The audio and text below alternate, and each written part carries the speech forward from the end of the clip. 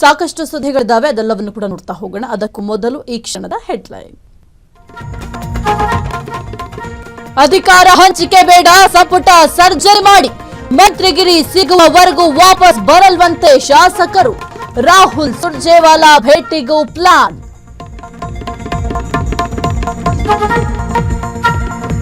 ಖರ್ಗೆ ಭೇಟಿಯಾದ ಕೈ ಶಾಸಕರು ಮೇ 15ರ ಒಳಗೆ ಪುನರ್ರಚನೆಗೆ ಪಟ್ಟು.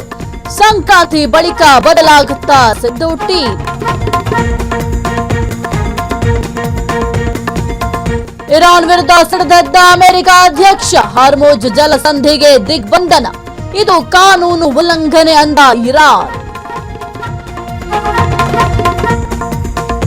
ಹಾರ್ಮುಜ್ ಬಂದ್ನಿಂದ ಭಾರತಕ್ಕೂ ಭೀತಿ, ಅಗತ್ಯ ವಸ್ತುಗಳ ಆಮದಿಗೆ ಮತ್ತಷ್ಟು ತೊಂದರೆ. ಪೆಟ್ರೋಲ್ ಡೀಸೆಲ್ ದರ ಏರಿಕೆ.